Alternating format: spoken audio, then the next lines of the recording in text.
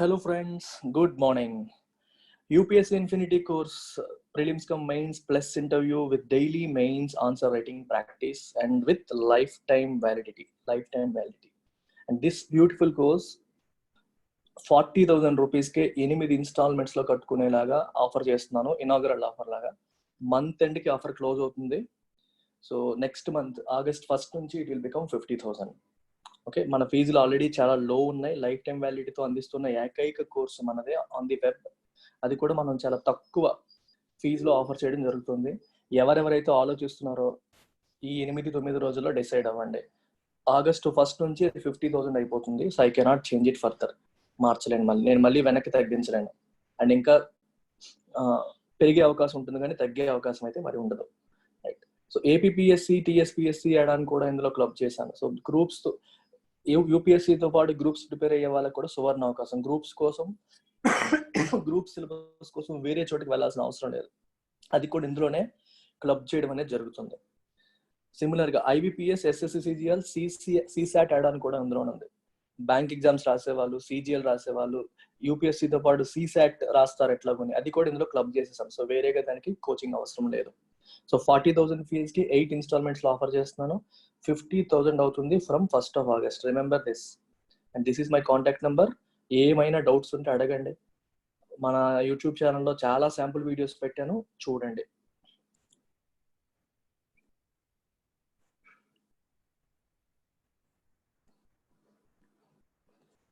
So subject wise courses తీసుకుంటే again మనకి పాలిటీకి, economy, history, geography, IR, international relations, ethics and integrity, current affairs అన్నింటికి కూడా prelims come mains courses offer చేస్తున్నాం. Even they come with lifetime validity and even they come with daily answer writing. 6,000 రూపీస్కి offer చేయడం జరుగుతుంది per subject. మార్కెట్లో మీరు ఎక్కడ తీసుకున్నా 10,000 పైన ఉంటుంది పర్ సబ్జెక్ట్. మనం 6,000కి ఆఫర్ చేస్తున్నాం. అండ్ ఇది 1st of August నుంచి 7,000 అవుతుంది. సో ఇండివిజువల్ సబ్జెక్ట్స్ కావాలనుకునే వాళ్ళు 6,000 పే చేసి మీరు అందులో జాయిన్ కావచ్చు. ఏ సబ్జెక్ట్ అన్నా మీరు జాయిన్ కావచ్చు. సైన్స్ అండ్ టెక్నాలజీ లాంటి చిన్న చిన్న టాపిక్స్ అయితే 2,000కే జాయిన్ కావచ్చు. This is my contact number. Bank and SSC ఇన్ఫినిటీకి న్యూ బ్యాచ్ స్టార్ట్ చేసాము మండే నుంచి. So anybody who is interested can join in. ఇందులో అర్థమెటిక్, రీజనింగ్, ఇంగ్లీష్తో పాటు డైలీ కరెంట్ అఫైర్స్ కావడం జరుగుతుంది. ప్రతిరోజు కూడా 45 minutes to 1 hour current affairs cover చేస్తాం. సో కరెంట్ అఫైర్స్కి ఒక్కసారిగా స్ట్రగుల్ అవ్వాల్సిన పని లేదు. వేరే ఎక్కడ మీరు గంటలు టైం వేస్ట్ చేసుకోవాల్సిన పని లేదు. ప్రతిరోజు ఏ రోజు కరెంట్ అఫైర్స్ ఆ రోజే కవర్ చేసుకునే అవకాశం ఇందులో మీకు లభిస్తుంది. అండ్ బ్యాంక్ వాళ్ళకి బ్యాంకింగ్ అవేర్నెస్ కూడా ఈ కరెంట్ అఫైర్స్తో పాటు క్లబ్ చేయడం జరుగుతుంది. Right. So it's a proper prelims come mains course for bank and Tier 1, Tier 2, Tier 3 combined course for CGL. ఈ కోర్సులో జాయిన్ అయ్యే వాళ్ళకి 2 కలిపి వస్తాయి. మీరు ఏ ఎగ్జామ్ రాస్తే ఆ క్లాసెస్ వినొచ్చు.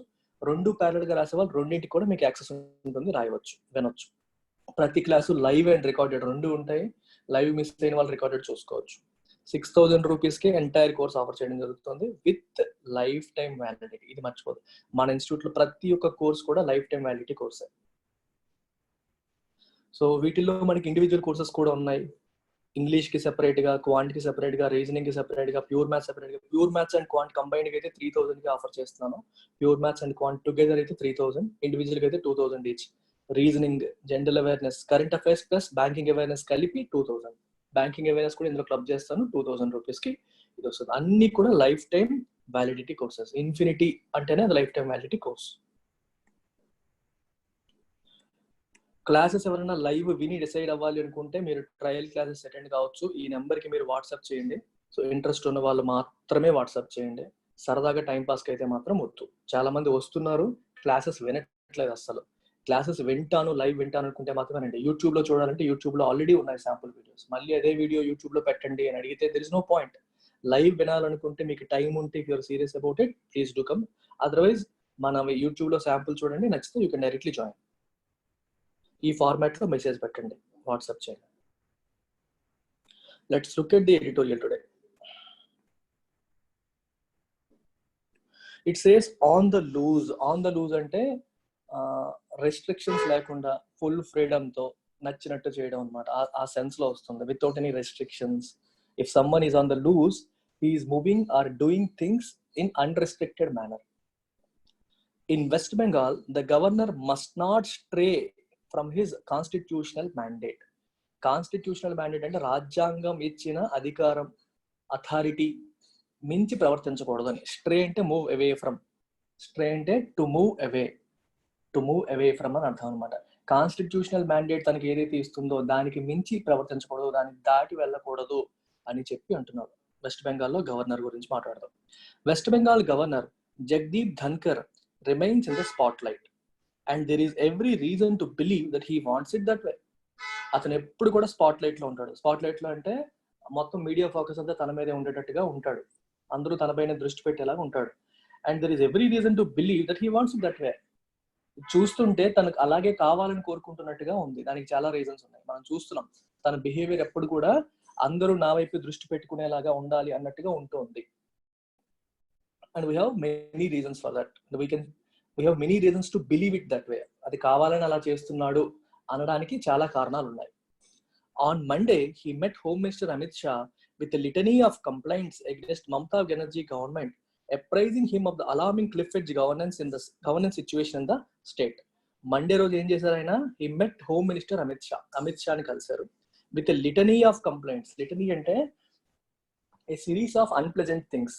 ఇక్కడ ఏంటి? కంప్లైంట్స్ అంటే ఒక కంప్లైంట్ లిస్ట్ అనమాట. మమతా బెనర్జీ గవర్నమెంట్ అసలు ఏమాత్రం బాగాలేదని చెప్పి ఒక లిస్ట్ ఆఫ్ కంప్లైంట్స్ పట్టుకొని హోమ్ మినిస్టర్ అమిత్ షా ఆయన కలిశారు. సో లిటరీ ఏంటి? A series or list of unpleasant things against the Mamata Banerjee government, apprising him. Apprise అంటే notifying, informing. APPRISE apprise అంటే inform or notify అని అర్థం. APPRISE apprise అంటే. APPRAISE apprise అంటే ఎగ్జామిన్ చేయడం, ఎవాల్యుయేట్ చేయడం అని అర్థం. APPRAISE అంటే examine or evaluate. APPRISE apprise అంటే notify or inform. Apprising him of, apprise of అంటాం, of the alarming cliff edge governance situation in the state. Alarming అంటే worrying, disturbing అని అర్థం. Alarming అంటే మనకి తట్టి లేపేలాగా, మరి జాగ్రత్త, కొంచెం వరీయింగ్ సిచ్యువేషన్ ఉంది, you have to get up, wake up and see అన్నట్టు అనమాట. Worrying situation. Cliff edge governance. Cliff edge అంటే మీరు ఒకసారి ఆడుతుంది, కొండ. క్లిఫ్ అంటే ఏంటి? కొండ పై భాగం, శిఖరం లాంటిది క్లిఫ్. క్లిఫ్ పై భాగం అంటే కొంచెం ఎడ్జ్ ఉంటుంది చూడండి, అక్కడ నుంచి ఇంకా కాలు కింద పెడితే పడిపోతాం, అట్లాంటి ప్లేస్ అనమాట. అంటే అక్కడ నుంచి ఒక్క స్టెప్ వేసినా సరే స్టీప్ గా డౌన్ కి పడిపోయే అవకాశం ఉంది. అంటే రిస్కీ సిచ్యువేషన్ అని చెప్పొచ్చు. క్లిఫ్ ఎడ్జ్ గవర్నెన్స్ అనే సెన్స్ ఏంటంటే రాత్రే మారిపోతుంది. అంటే ఒక్క స్టెప్ వేస్తే నీ లైఫ్ మారిపోతుంది. అప్పటి వరకు నువ్వు ఇంత హైట్ నుంచి మంచి బ్యూటీని చూస్తూ ఉంటావు, కాల్ ఇలా అడగవేసాం అనుకోండి, కొండ లోయలో పడిపోతాం. అంటే క్లిఫ్ ఎడ్జ్ గవర్నెన్స్ అని అర్థం ఏంటంటే something that can change very quickly, అంటే something that can worsen very quickly. తొందరగా వర్సన్ అయిపోయింది, డిటెరియోరేట్ అయిపోయే సిచ్యువేషన్ మాత్రం మనం క్లిఫ్ ఎడ్జ్ గవర్నెన్స్ అని అంటాం, క్లిఫ్ ఎడ్జ్ సిచ్యువేషన్ అంటాం. డేంజరస్ గా ఉంది, ఓకే, ఏ మాత్రం తేడా జరిగినా సరే మొత్తం మారిపోతుంది అనే సిచ్యువేషన్ అన్నమాట. Before the meeting he had said it was part of his duty to preserve, protect and defend the constitution. Meeting ముందు ఆయన ఏం చెప్పారు? కాన్స్టిట్యూషన్ ని ప్రొటెక్ట్ చేయడం, ప్రిజర్వ్ చేయడం, ఓకే, దాన్ని డిఫెండ్ చేయడం అనేది నా బాధ్యత, ఇది నా డ్యూటీ అని చెప్పన్నారు. Under article 159. ఆర్టికల్ 159 ప్రకారమే గవర్నర్ ఓత్ ఆఫ్ ఎఫర్మేషన్ తీసుకుంటారు, ప్రమాణ స్వీకారం చేయడం అనేది జరుగుతుంది. అందులో కాన్స్టిట్యూషన్ ని డిఫెండ్ చేస్తాను అని చెప్పి చెప్పడం అనేది జరుగుతుంది. అందుకోసమే నేను ఇది చేస్తున్నాను అని చెప్పి ఆయన అంటున్నారు. Indeed, the governor has a constitutional role to perform, but Mr. Dhankar appears enthusiastic to stretch his mandate all the time. కరెక్టే, గవర్నర్ కి కాన్స్టిట్యూషనల్ రోల్ ఉంది, రాజ్యాంగబద్ధమైన రోల్ ఉంది టు పర్ఫార్మ్. కానీ మిస్టర్ ధన్కర్ ఏం చేస్తున్నారు? appears enthusiastic to stretch his mandate all the time. Stretch అంటే to go beyond. ఇక్కడ మీనింగ్ ఏంటంటే టు గో బియాండ్ అంటే మనకి యాక్సెప్టబుల్ లిమిట్ ని దాటి వెళ్ళడం. గవర్నర్ అధికారాలకి పరిధికి ఒక లిమిట్ ఉంటుంది, ఆ లిమిట్ ని దాటి తను ప్రవర్తిస్తున్నాడు. కాన్స్టిట్యూషన్ అతనికి ఎంత అయితే పరిధి ఇచ్చిందో దాన్ని మించి ఆయన ప్రవర్తిస్తున్నారు. ఎపియర్స్ ఎంతూజియాస్టిక్, ఎక్కువగా ఎంతూజియాజం చూపిస్తున్నారు. To stretch his mandate, governor constitution ఇచ్చిన పరిధిని మించి ప్రవర్తించడానికి ఆయన ఎంతూజియాజం చూపిస్తున్నారు, ఇంట్రెస్ట్ చూపుతున్నారు ఆల్ ద టైం, ప్రతిసారి కూడా. During the meeting, he briefed the Home Minister on the state's rampant corruption and nepotism, alarming COVID-19 situation, and worrisome and dangerously deteriorating law and order situation. So, ఆయన మన home minister కి ఏమని చెప్పారు meeting లో? State లో ఉన్న rampant corruption and nepotism. Rampant అంటే something that is growing without any checks, అంటే రెస్ట్రిక్షన్స్ లేకుండా, కంట్రోల్ లేకుండా గ్రో అయిపోయేదాన్ని ర్యాంపెంట్ అంటారు. ర్యాంపెంట్ కరప్షన్ అంటే పట్టపగ్గాలు లేకుండా, అవినీతి అనేది పట్టపగ్గాలు లేకుండా పెరిగిపోతుంది, దాన్ని కంట్రోల్ చేయట్లేదు ఎవరు అనే సెన్స్ అనమాట. నెపోటిజం అంటే ఫేవరెటిజం, మనకి కరణ్ జోహార్ గురించి వింటున్నాం, నెపోటిజం అని. అంటే బాగా తెలిసిన వాళ్ళకి, ఫ్రెండ్స్ కి, సర్కిల్స్ కి వాళ్ళకి అవకాశాలు ఇస్తారు, కొత్త వాళ్ళని ఎంకరేజ్ చేయరు అని. అంటే మన ఫ్రెండ్స్ కి, మన చుట్టాలకి, వాళ్ళకే ఉద్యోగాలు వేయించడం, వాళ్ళని రికమెండ్ చేయడం. This is called nepotism. Favouritism towards your kins, మన ఫ్రెండ్స్, నైబర్స్, తెలిసిన వాళ్ళు, క్లోజ్ గా ఉన్న వాళ్ళు, రిలేటివ్స్, వాళ్ళకి హెల్ప్ చేయడం. అలార్మింగ్ కోవిడ్-19 సిచ్యువేషన్. అలార్మింగ్ అంటే worrying. And worrisome and dangerously deteriorating law and order situation. Worrisome మరియు డేంజరస్లీ డిటీరియోరేటింగ్ అంటే రోజు రోజుకి క్షీణిస్తున్నా. అర్థమవుతుందా? డేంజరస్లీ డిటీరియోరేటింగ్ అర్థం ఏంటి? రోజు రోజుకి క్షీణిస్తుంది. అలాంటి law and order situation. This is an overreach of authority done without finesse. Overreach of authority అంటే అథారిటీ మనకి ఎంత అలో చేస్తుందో అంతవరకు బిహేవ్ చేయడం ఒక పద్ధతి. దిస్ ఈస్ ఓవర్ రీచ్ అంటే మన అథారిటీ అలో చేసిన దానికంటే ఎక్కువ వెళ్ళడం. It's like again stretching. Constitutional authority governor గారికి ఎంత ఉందో దానికి మించి ఆయన ప్రవర్తిస్తున్నారు అని చెప్తున్నారు. This is an overreach of authority to go beyond what your authority gives you. Authority మనకి ఏమిస్తుంది, గవర్నర్ అనే పదం మనకి ఏమిస్తుందో చూడకుండా దానికి మించి ప్రవర్తించడం అని అర్థం అన్నమాట. Done without ఫిన్నెస్. ఫిన్నెస్ అంటే గ్రేట్ స్కిల్. స్కిల్ లేకుండా చేస్తున్నాడు. ఇది కూడా స్కిల్ లేకుండా చేస్తున్నారు.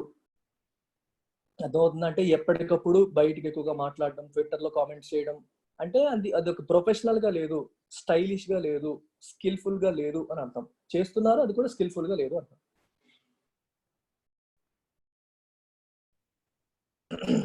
Besides his incessant war of nerves with Miss Banerjee, Mr. Dhankar has ended up in confrontations with vice chancellors, students, and Trinamool Congress leaders during his 1-year tenure.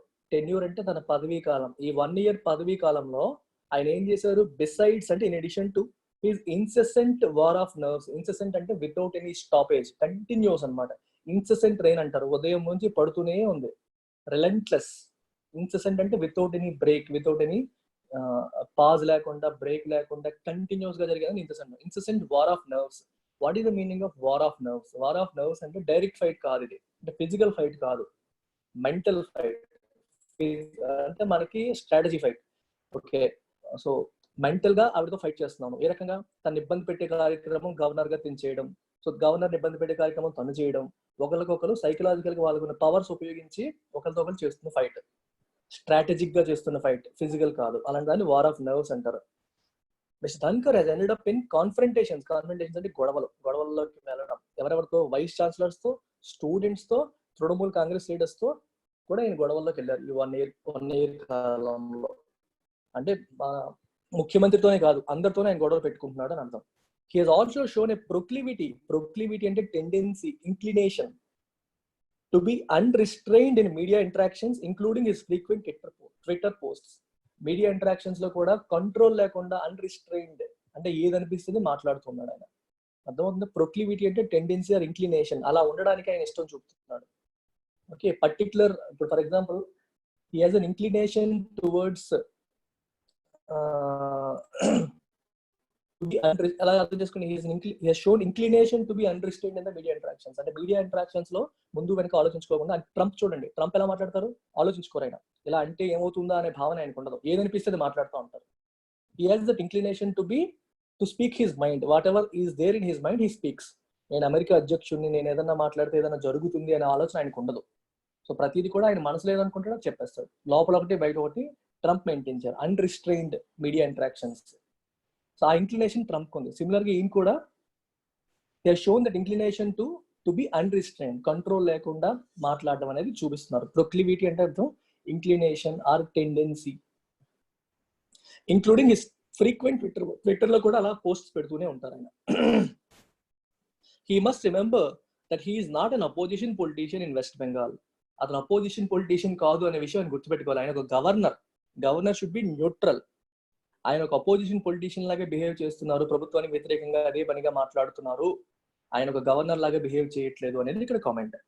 His opinions on the state government and interactions with it must be circumscribed by well-established precedents and should draw strength from the constitution. He repeatedly calls to his defense. అతను government గురించి ఏదైతే comments చేస్తున్నారో, state government గురించి ఏదైతే comments చేస్తున్నారో, ఏదైతే మాట్లాడుతున్నారో, అవన్నీ కూడా they must be circumscribed. Circumscribed అంటే చుట్టూ ఒక పరిధి అనమాట, ఒక limit. They must be limited. Circumscribe అంటే to draw a circle around అని అర్థం అనమాట. అంటే ఒక లిమిటేషన్ ఉండాలి, ఏం మాట్లాడినా ఏం చేసినా. ఆ లిమిటేషన్ ఎలా ఉండాలి? బై వెల్ ఎస్టాబ్లిష్డ్ ప్రెసిడెంట్ అంటే ఎర్లియర్ ఎగ్జాంపుల్స్. ఇంతకు ముందు గవర్నర్స్ మనకి ఎలా ప్రవర్తించేవాళ్ళు, ఒక రాష్ట్ర ముఖ్యమంత్రి ప్రవర్తన బాగాలేకపోయినా, గవర్నెన్స్ బాగాలేకపోయినా గవర్నర్ ఎంతవరకు వెళ్ళొచ్చు, ఎంతవరకు మాట్లాడవచ్చు అని చెప్పి ఎర్లియర్ ఎగ్జాంపుల్స్ ఉన్నాయి, ప్రెసిడెంట్స్ ఉన్నాయి, వెల్ ఎస్టాబ్లిష్డ్ ప్రెసిడెంట్స్ ఉన్నాయి, ఎర్లియర్ ఎగ్జాంపుల్స్ ఉన్నాయి. వాటిని చూసి వాటిని బట్టి ఆయన లిమిటేషన్ పెట్టుకోవాలి, సర్కమ్స్క్రైబ్ చేసుకోవాలి. And he should draw strength from the constitution ఈ రిపీటెడ్లీ కాల్స్ ఫర్ డిఫెన్స్. తను ఎంతసేపు కూడా కాన్స్టిట్యూషన్ ప్రొటెక్ట్ చేయడం కోసం చేస్తున్నాను అని చెప్పి తను డిఫెండ్ చేయడానికి కాన్స్టిట్యూషన్ వాడుతున్నాడు. సో కాన్స్టిట్యూషన్ ని నుంచి ఆయన స్ట్రెంగ్త్ తీసుకోవాలి, అందులో ఎంతవరకు మ్యాండేట్ ఇస్తున్నారో అంతవరకు చేయాలి, వెల్ ఎస్టాబ్లిష్డ్ ప్రెసిడెంట్స్ ని ఫాలో అవ్వాలి. ప్రెసిడెంట్ అంటే ఎర్లియర్ ఎగ్జాంపుల్. కోర్టులో కూడా ఎక్కువగా ఈ పదం వాడతారు. ప్రెసిడెంట్ అంటే అర్థం ఏంటంటే, ఇప్పుడు హైకోర్టు ఒక తీర్పు ఇచ్చింది అనుకోండి, ఫస్ట్ తీర్పు ఇచ్చే ముందు ఏం చేస్తుంది, అలాంటి కేసు ఇంతకు ముందు సుప్రీంకోర్టులో కానీ వేరే హైకోర్టులో కానీ వచ్చిందా అని చెప్పి చూస్తారు. ఒకవేళ సిమిలర్ కేసు వచ్చింది అనుకోండి, they will go through the mandate, అంటే అప్పటి తీర్పు జడ్జిమెంట్ ని మళ్ళీ చూస్తారు. And that acts as a president. అది ఒక ఎర్లియర్ ఎగ్జాంపుల్. దాన్ని చూసిన తర్వాత ఇప్పుడు తీర్పు ఇవ్వాలి. ఇది కామన్ అనమాట. ఇంతకు ముందు ఉన్న వాటిని ఇదే లాంటిది ఇంతకు ముందు ఏదైతే జరిగిందో దాని తీర్పులు చూసి, దాని యొక్క జడ్జిమెంట్ చూసి, వర్డిక్ట్ చూసి తర్వాత ఇప్పుడు డిసైడ్ చేయడం జరుగుతుంది. సో ఆ ప్రెసిడెంట్ ని చూసి చేస్తారు. That acts as N earlier example. అలాగే ఇక్కడ కూడా గవర్నర్ ఎలా బిహేవ్ చేయాలి, ఎలా ఉండాలి అనే విషయంలో ఇంతకు ముందు ఉన్న గవర్నర్స్ ఎలా ఉండేవాళ్ళు. Look at those well established precedents.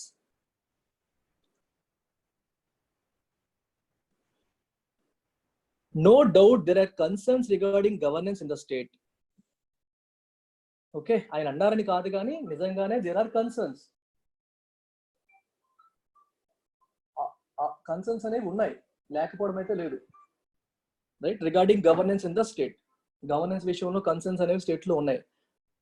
Miss Banerjee is a combative politician. Combative అంటే ఫైటింగ్, ఎప్పుడు కూడా ఫైట్ చేయడం, యుద్ధానికి రెడీగా ఉంటాను అన్నట్టు. But her administrative talents have not matched up to the crisis of the pandemic.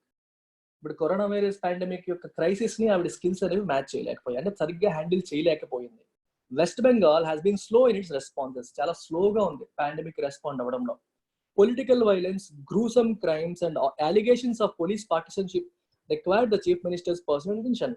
Political violence జరుగుతుంది, రాజకీయపరమైన కక్షలు, దాంతో వైలెన్స్ అనేది హింస చూస్తున్నాం. అలాగే గ్రూసమ్ క్రైమ్స్, నేరాలు కూడా దారుణంగా జరుగుతున్నాయి. గ్రూసమ్ అంటే భయంకరమైన, భయానకమైన నేరాలు కూడా జరుగుతున్నాయి. And allegations of police partisanship. Allegation అంటే ఆరోపణలు. దేనికి ఆరోపణలు? పోలీస్ పార్టిసన్షిప్ అంటే పోలీసులు బయాస్డ్ గా ఉన్నారు. పార్టిసన్షిప్ అంటే బయాస్, పార్షియాలిటీ, ఒకరికి సపోర్టివ్ గా వీళ్ళు బిహేవ్ చేస్తున్నారు అనే అలిగేషన్స్ కూడా వస్తున్నాయి, ఆరోపణలు వస్తున్నాయి. All these require chief minister's personal attention. So madam దీని మీద అటెన్షన్ పే చేయాల్సిన అవసరం ఉంది, ఇవన్నీ కూడా వస్తున్నాయి కాబట్టి. But all this cannot be an excuse for the governor to randomly offer his opinions publicly. ఇవన్నీ నిజమే అయినప్పటికీ కూడా గవర్నర్ తన ఒపీనియన్స్ ని ప్రతి విషయానికి పబ్లిక్ గా ట్విట్టర్ లోను చెప్పడం, ప్రెస్ మీట్ లో చెప్పడానికి ఇవి కారణాలు కాకూడదు, ఎక్స్క్యూజెస్ కాకూడదు. అర్థమవుతుందా? They cannot be an excuse for the governor to randomly offer his opinions publicly. His behavior cannot be seen delinked from the BJP's obsession of winning West Bengal, which goes to the polls in less than a year. అతని behaviour ని BJP యొక్క ambition, next year west Bengal election జరగబోతున్నాయి, అందులో BJP గెలవాలని చెప్పి fix అయింది. So it has an obsession to win the election, obsession of winning west Bengal. Obsess అయిపోయింది, ఎలాగైనా గెలవాలి. If you're obsessed about something you always think about it. ఎలాగైనా చేయాలి అనే ఆలోచన ఉంటుంది. వెస్ట్ బెంగాల్ ఎలక్షన్స్ ఎలాగైనా గెలవాలని బీజేపీ అనుకుంటుంది. ఆ అబ్సెషన్ లో భాగంగానే గవర్నర్ తో ఇవన్నీ మాట్లాడిస్తున్నారేమో అనే అనుమానాలు ఉన్నాయి. అందుకని క్లియర్ గా ఏం చెప్తున్నారు, his behaviour cannot be seen delink చేయలేం, రెండింటిని విడదీయలేం. సో ఇతని బిహేవియర్ ని బీజేపీకి వెస్ట్ బెంగాల్ ఎలాగైనా గెలవాలి అనే అబ్సెషన్ ని మనం డీలింక్ చేయలేం, విడదీయలేము, రెండింటికి లింక్ ఉంది అని అర్థం అన్నమాట. The battle of 2021 will be fiercely fought, and if the past is anything to go by, potentially ugly too. మనం గతాన్ని, బ్యాటిల్ ఆఫ్ 2021 లో జరగబోయే ఈ బ్యాటిల్ ఏదైతే ఉందో మనకి వెస్ట్ బెంగాల్లో బీజేపీ వర్సెస్ తృణమూల్ కాంగ్రెస్ అనేది విల్ బి ఫియర్స్లీ ఫాట్. చాలా గట్టిగా ఫైట్ చేయడం అనేది జరుగుతుంది అక్కడ, ఫియర్స్ గా. And if the past is anything to go by, potentially ugly to. And the fight will be ugly also. Ugly అంటే అర్థం ఏంటంటే గెలవడం కోసం ఏదైనా చేసాడు, కొట్టుకోవడం కానీ, లేకపోతే వైలెన్స్ జరగడం కానీ, లేకపోతే రిగ్గింగ్ చేయడానికి ప్రయత్నం చేయడం కానీ, ఎలాగైనా గెలవాలి అనే తపనతో మోరల్ వాల్యూస్ కూడా వదిలేసే అవకాశాలు చాలా ఎక్కువగా ఉన్నాయి. ఫియర్స్ ఫైట్ అంటే ప్రచారం వరకు పర్లేదు, ఒకరి మీద ఒకరు విమర్శనాస్త్రాలు వేసుకోవడం వరకు పర్లేదు, అది కూడా ఫియర్స్ ఫైటే. కానీ అగ్లీ అయిందంటే అర్థం ఏంటి? ఎనీథింగ్ అంటే ఇంకా వైలెన్స్ లోకి వెళ్ళిపోవడం, ఇట్లాంటి పనులు కూడా చేయడం, ఆ స్టేజ్ కి వెళ్ళిపోయే అవకాశాలు కూడా కనిపిస్తున్నాయి. ఈజ్ ఎ ఫియర్స్ కాంపిటీటర్ అంటే అసలు వెనకడుగు వేయడు, గట్టిగా పోరాటం చేస్తారు, అట్లాంటి వాళ్ళని ఫియర్స్ అంటాం. The CBI and even the Election Commission, which is an autonomous constitutional body, have to remain above the political fray. CBI మరియు ఎలక్షన్ కమిషన్, ఎలక్షన్ కమిషన్ ఏంటి? అటానమస్ కాన్స్టిట్యూషనల్ బాడీ అంటే ఇండిపెండెంట్, అది స్వతంత్ర ప్రతిపత్తి కలిగిన రాజ్యాంగబద్ధమైన సంస్థ. ఇవన్నీ కూడా సెంట్రల్ గవర్నమెంట్ కి సపోర్ట్ గా వెళ్ళిపోకూడదు, లేదా స్టేట్ గవర్నమెంట్ కి సపోర్ట్ గా వెళ్ళిపోకూడదు. They must remain above the political fray. ఈ కాంపిటీషన్ కి పైన ఉండాలి, అంటే వీటితో ఇన్వాల్వ్ అవ్వకూడదు. ఇప్పుడు జనరల్ గా సిబిఐ అనేది సెంట్రల్ గవర్నమెంట్ కింద యూనియన్ గవర్నమెంట్ కంట్రోల్ చేస్తుంది. సో కాబట్టి వాళ్ళు చెప్పిన మాట విని పొలిటికల్ గా వీళ్ళ మీద కేసులు బనాయించి అట్లా చేయకూడదు, ఆ సెన్స్ లో చెప్తున్నారు. అలాగే ఎలక్షన్ కమిషన్ కూడా రాజ్యాంగ స్వతంత్ర ప్రతిపత్తి ఉంది, అది ఇండిపెండెంట్ గానే బిహేవ్ చేయాలి తప్పితే సో ఈ ఒకరికి అనుకూలంగా ప్రవర్తించకూడదు, ఈ పొలిటికల్ ఫ్రేకి అబౌవ్ ఉండాలి వాళ్ళు అని చెప్పి అంటున్నారు. Governors have come to assist the BJP in other states too. బీజేపీకి వేరే స్టేట్స్ లో కూడా గవర్నర్స్ హెల్ప్ చేశారు ఇంతకుముందు. For example, in upending the constitutional status of J and K. Jammu and Kashmir లో రాజ్యాంగ కాన్స్టిట్యూషనల్ స్టేటస్ ఉండేది, వాళ్ళకి స్పెషల్ స్టేటస్ ఉండేది. దాన్ని ఏం చేశారు? ఒపెండ్ చేశారు. ఒపెండ్ అంటే turn something upside down, కూలదోయడం, పడగొట్టేయడం. అది తీసేశారు కదా జేఎంకేకి. And in swearing in a government of the party in Maharashtra. మహారాష్ట్రలో ఫస్ట్ బీజేపీ వాళ్ళకి పిలవడం జరిగింది ప్రమాణ స్వీకారానికి, పూర్తి మెజారిటీ రాకపోయినా సరే. Completely disregarding norms last year, norms ఏవి ఫాలో అవ్వకుండా వాళ్ళకి ఎక్కువగా ఇవ్వడం అనేది జరిగింది. మిగిలిన వాళ్ళంతా మేము కలిసి ఉన్నాం, మాకు ఎక్కువ మెజారిటీ ఉందని చెప్పినప్పటికీ కూడా వాళ్ళకే ఫస్ట్ అవకాశం ఇవ్వడం జరిగింది గవర్నర్.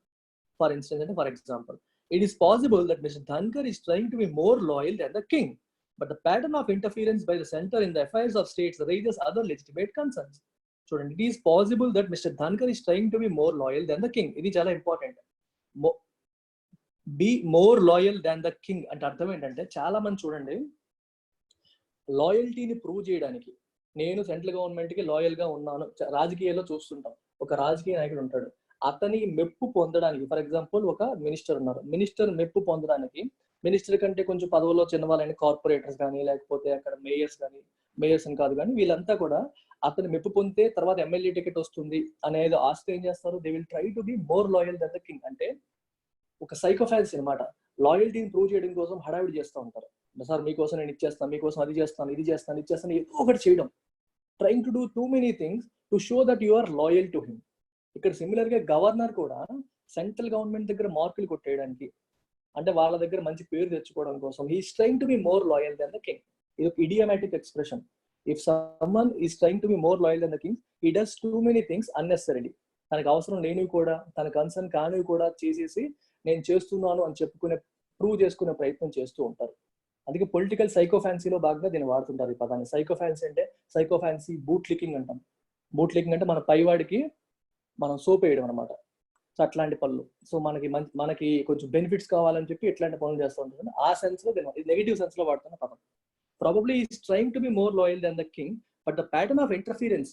ఓకే, ధన్కర్ సంగతి పక్కన పెడతాం, ఆయన మేబీ బీజేపీ అధిష్టానం దగ్గర మార్కులు కొట్టేయడం కోసం ఇట్లాంటి ప్రవర్తన ఇలా చేస్తూ ఉండవచ్చు. కానీ అంటే అతను ఒక్కరిని అనుకోవాల్సిన అవసరం లేదు. But the pattern of interference by the centre in the affairs of states raises other legitimate concerns. ఇది ఒక్క విషయమే కాదు, చాలా విషయాల్లో సెంట్రల్ గవర్నమెంట్ స్టేట్ గవర్నమెంట్ విషయాల్లో తలదూరుస్తుంది, ఇంటర్ఫీర్ అవుతుంది. And it raises other legitimate concern. Legitimate అంటే వ్యాలిడ్ కన్సర్న్స్ ని అది లేవనెత్తుతుంది. ఎందుకంటే ఎవరి వ్యవహారాల్లో వాళ్ళు ఉండాలి, ఎక్కువగా ఇంటర్ఫీర్ అవ్వకూడదు. సో అదే ఫెడరలిజం. సో స్టేట్ గవర్నమెంట్స్ కి వాళ్ళ పని వాళ్ళు చేసుకొని ఇచ్చే అవకాశం సెంట్రల్ గవర్నమెంట్ ఇవ్వాలి. ప్రతి విషయంలోనూ దూరిపోతే దాన్ని వాళ్ళ పవర్ ని మనం రెస్ట్రిక్ట్ చేస్తున్నట్టే. He must therefore roll back his rhetoric. అందుకని ఆయన ఏదైతే రెటారిక్ అంటే ఆయన ఇచ్చిన స్పీచ్, ఆ మాటల్ని వెనక్కి తీసుకోవాలి. Whatever he said, he has to take them back, వెనక్కి తీసుకోవాలి. And the prime minister and the home minister must nudge him to stay within his constitutionally circumscribed functions. Prime minister మరియు home minister ఆయన ఏం చేయాలి? Nudge చేయాలి. Nudge అంటే to encourage him to behave in a way that is within his constitutionally circumscribed functions. Constitutionally circumscribed functions అంటే constitution ఎలాంటి limits పెట్టిందో governor కి, ఆ లిమిట్స్ లోనే ఉండేలాగా అతన్ని వీళ్ళు ఎంకరేజ్ చేయాలి, నడ్జ్ చేయాలి అంటున్నారు. నడ్జ్ అంటే ఇప్పుడు ఒక వ్యక్తితో ఒక పని చేయించడానికి 2 మార్గాలు ఉంటాయి. ఇప్పుడు పిల్లడు ఉంటాడు, పిల్లడితో అన్నం తినిపించాలనుకోండి, అన్నం తినిపించడానికి ఎలా చేయాలి? వాడికి కొట్టేసి, భయపెట్టి, తిట్టి చేయించవచ్చు. లేదంటే నడ్జ్ చేయొచ్చు. నడ్జింగ్ అంటే ఏంటి? జెంటిల్ గా ఎంకరేజ్ చేసి, మాట చెప్పి, కబుర్లు చెప్పి, పాటలు చెప్పి తినిపించడం, ఎంకరేజ్ చేయడం. అంటే తినేలాగా అతన్ని మెంటల్ గా మనం ఇన్ఫ్లుయెన్స్ చేయడం. That is called nudging. ఇప్పుడు ఫర్ ఎగ్జాంపుల్ చూడండి, మనకి నడ్జింగ్ కి బెస్ట్ ఎగ్జాంపుల్ చెప్తాను. టీసీఎస్ కానీ ఇప్పుడు సాఫ్ట్వేర్ కంపెనీలో ఏం చేస్తారంటే, మన క్యాంటీన్లు ఉంటాయి చూడండి, భోజనాలు చేసే దగ్గర క్యాంటీన్లు ఉంటాయి. చాలా మంది ఏంటంటే బిర్యానీలు కానీ అవి కానీ ఆర్డర్ చేస్తారు. ఆర్డర్ చేసేసి ఏం చేస్తారు? పూర్తిగా తినరు, తినకుండా పడేస్తూ ఉంటారు. ఎక్కడైతే వీళ్ళు పడేస్తారో ఆ డస్ట్బిన్ ఎక్కడైతే ఉంటుందో అక్కడ ఒక బోర్డు పెడతారు. ఈ రోజు ఫుడ్ వేస్ట్ ఇంత, ఇది వేస్ట్ చేయకుండా ఉంటే ఎంతమంది అనాథలకి లేకపోతే ఎంతమంది తిండి లేని వాళ్ళకి భోజనం అందేది అని ఒకటి పెడతారు. అది చూసినప్పుడు ఏమవుతుంది? ఇప్పుడు నేను ఎవరు అక్కడ తిట్టట్లేదు, కొట్టట్లేదు, నువ్వు వేస్ట్ చేయకుండా ఇప్పుడు వేస్ట్ చేస్తే నీకు పనిష్మెంట్ అని చెప్పట్లేదు. కానీ ఒక చిన్న మెసేజ్ పెట్టారు. అది చూసినప్పుడు ప్రతి వాడికి కూడా ఒక చిన్న బాధ వేస్తుంది. నేను వేస్ట్ చేసింది, ఇంత ఫుడ్ వేస్ట్ చేస్తున్నాను, వేస్ట్ చేయకుండా ఉంటే ఇంతమందికి హెల్ప్ అయ్యేది కదా. ఇప్పుడు ఆ రోజు ఫుడ్ మిగిలిపోయింది అనుకోండి, క్యాంటీన్ వాళ్ళు ఏం చేస్తారు? ఏదో అనాథాలయానికి ఒక ఇస్తారు. ఇలా మనం ఎంగిలి చేసేసి సగం తినేసి అలా పడేసాం అనుకుని అది ఎవరికి ఉపయోగపడదు.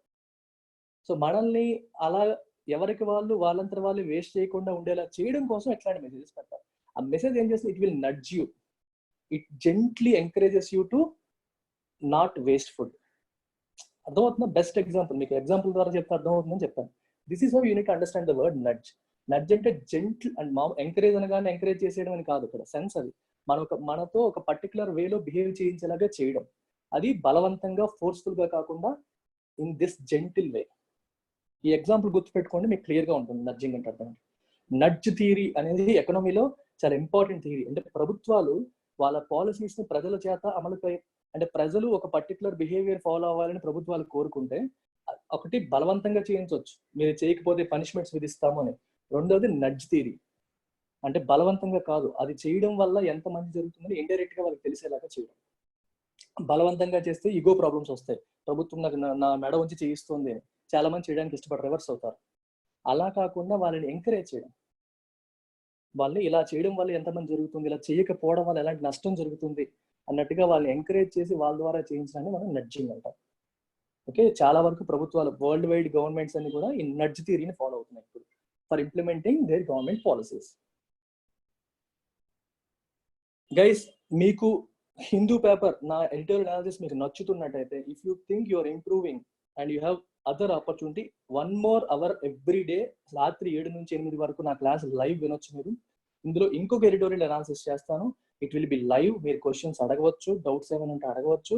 ఇందులో ఎడిటోరియల్లో వొకాబులరీతో పాటు, కంటెంట్ తో పాటు నేను గ్రామర్ కూడా కవర్ చేస్తాను. అంటే వొకాబులరీ నుంచే గ్రామర్ కూడా తీయడం అనేది జరుగుతుంది. సో జస్ట్ వొకాబులరీయే కాదు, ఇక్కడ వొకాబులరీ అని రాశాను, వొకాబులరీతో పాటు గ్రామర్ కూడా తీస్తాం బయటికి. అంటే దాంట్లో సెంటెన్సెస్ ఎలా కన్స్ట్రక్ట్ చేస్తున్నారు, అందులో ఉన్న కనెక్టర్స్ ఎలా వాడారు, ఆల్దో, హవెవర్ లాంటి పదాలు ఎలా వాడుతున్నారు, లాంగ్ సెంటెన్సెస్ ఎలా ఫ్రేమ్ చేస్తున్నారు, మీకు ఎస్ఏ రేటింగ్ హెల్ప్ అవుతుంది యూపీఎస్సీ ఆస్పిరెంట్స్ కి. And bank and SSC aspirants కి స్ట్రాంగ్ వొకాబులరీ బిల్డ్ అవుతుంది, గ్రామర్ బిల్డ్ అవుతుంది, correction of sentences, error spotting ఇవన్నీ కూడా వస్తాయి. వీటితో పాటు ప్రతిరోజు ఒక 15 minutes, 45 minutes లో మీకు ఎడిటోరియల్ కంప్లీట్ అవుతుంది. ఒక 15 minutes క్వశ్చన్ అండ్ ఆన్సర్స్ కి ఉంచుతాను.